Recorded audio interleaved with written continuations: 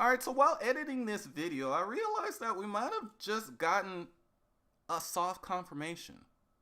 So I made this video discussing this new interview with Virtuous Games regarding the Switch 2, and after finishing making the video, I realized something kind of crazy.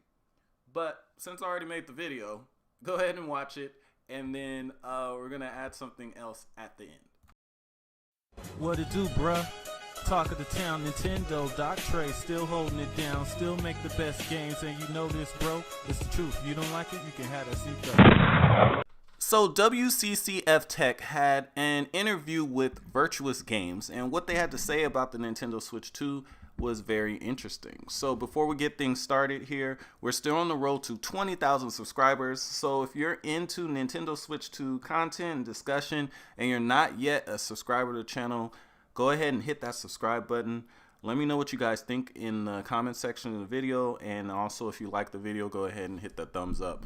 So WCCF Tech has just put up an interview with Virtuous Games about the Nintendo Switch 2. And if you guys aren't familiar with Virtuous Games, which you should be if you're a subscriber of the channel, they have been responsible for a lot of the big third-party ports that came to the Nintendo Switch. They're big supporters of Nintendo and the Nintendo Switch hardware. This is the same developer that I had heard the information about Dark Souls Remaster coming to the Switch, LA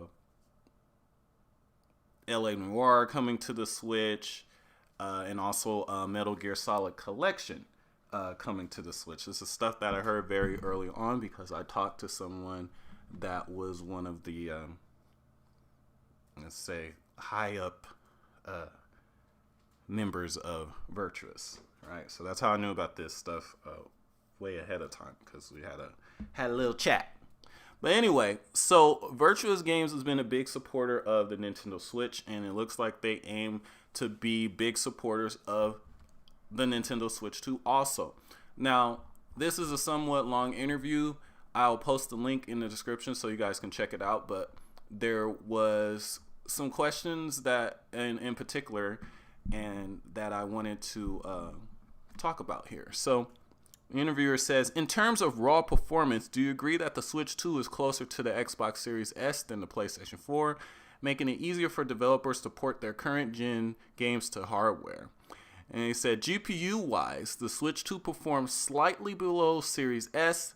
This difference is more noticeable in handheld mode. However, the Series S does not support technologies such as DLSS, which the Switch 2 does. This makes the GPU capabilities of the two consoles comparable overall. Now he says CPU-wise, there's a clear distinction between the two consoles. The Switch 2 is closer to the PlayStation 4 in this respect, having a CPU that is just a bit powerful than the PlayStation 4's. Since most games tend to be more GPU bound than CPU bound when well optimized, the impact of this largely depends on specific game and its target frame rate. So if you guys remember, this is something that I pointed out a while back when I told you that when comparing these games to the Series S and how Switch 2 would get games that ran on the Series S and a lot of times would end up with games that look better, is because the GPU of the Switch 2 is a lot more, it's more modern than what's in the Series S. So while the CPU isn't as powerful, the GPU is more modern and it has more modern tech, and it has DLSS, and also the system has more RAM. And then so they say, so any game shipping at 60 frames per second on Series S should easily port to Switch 2. Likewise, a 30 frames per second Series S game that's GPU bound should also port well. Games with complex physics, animations, and other CPU intensive elements might incur additional challenges in reaching 30 or 60 frames per second or require extra optimization during porting. So that's another thing that I told you guys. I said that pretty much if the games being ported to Switch 2 and how they run versus the Series S version will depend on if the game is GPU centric or if it's CPU centric. If it's a GPU centric game, should port to the Switch 2 not only easily, but it could actually come out with games that actually look better on the Switch 2 like we've already had. But games that are CPU focused, that's when the Switch 2 might struggle a little bit more, and more things would need to be optimized for the Switch 2 version. So they said one of the most discussed hardware features ahead of launch is support for Nvidia's DLSS. Currently the gold standard when it comes to upscaling technology. However, not many Switch 2 launch games are taking advantage of it. Why do you think that's the case? Would you recommend that developers use it? So they said that I think there are two main factors influencing whether DLSS is used in launch titles. The first being, is it even necessary? For games like Mario Kart World or the upcoming Donkey Kong Bonanza, which features stylized cartoon-like aesthetics, DLSS may not be needed. So that's something interesting there, because remember when Mario Kart was first shown and Digital Foundry didn't see any DLSS, and they're like, oh, I haven't seen it. Maybe that means the Switch 2 doesn't do DLSS. It's like, no, it doesn't have DLSS because it doesn't need DLSS. It's already 60 frames per second. It's already a higher resolution than 1080p. Like, it didn't really need DLSS. It says Mario Kart, for instance, was in development for many years with the original Switch in mind, something I told you guys before. It said games like this aren't trying to push graphical fidelity. They have different goals for their art content and tend to hit 60 frames per second without relying on DLSS. For third-party games, it's worth noting that Cyberpunk 2077 has shipped with DLSS. Compared to the Xbox Series S and PS4 versions, DLSS evidently offers better upscaling technology, making a strong case for developers to implement it.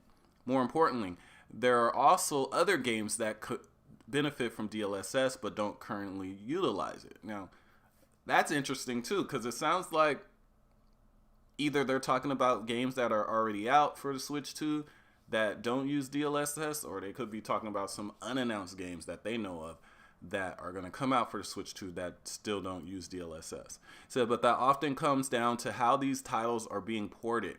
It's not as simple as taking the PC DirectX implementation of DLSS and running it on the Switch. Instead, DLSS has to be integrated through Nintendo's NVN2 graphics API, and the extra work required for this might have been deferred by some developers for their initial ports. It says, similarly, Switch 2 supports hardware accelerated ray tracing, but barely any games are using it. Does it even make sense, or should hardware resources be focused elsewhere? And it said hardware ray tracing is a widely discussed feature in this generation of consoles. The Xbox Series X and PlayStation 4 support it for lighting, but maintaining stable frame rates can be challenging.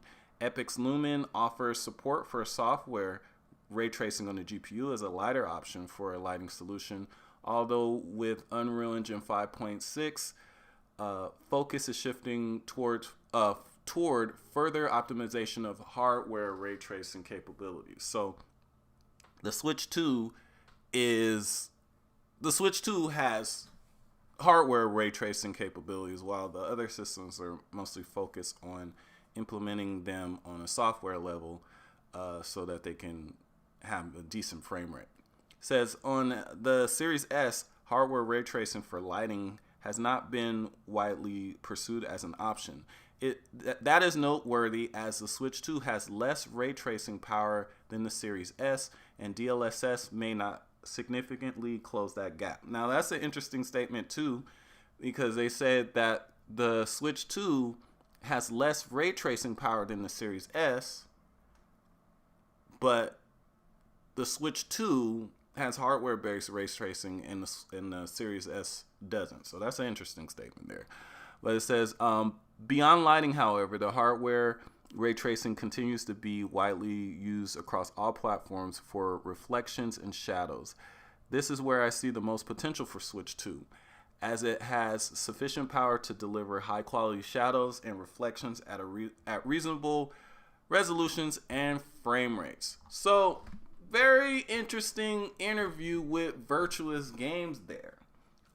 They seem to be very high up on Switch 2. And that's a good thing because Virtuous Games is they have their hands in a lot of AAA games, whether they're third-party games or even exclusives. Like they've even helped with Sony exclusives. They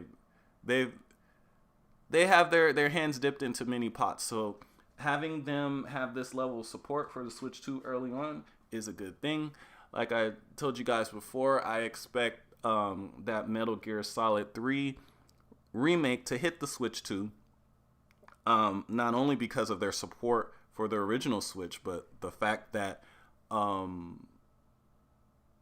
they were pitching the Metal Gear collection specifically to the Switch years and years and years before it ever got even rumored. So expect that game to hit the Switch 2.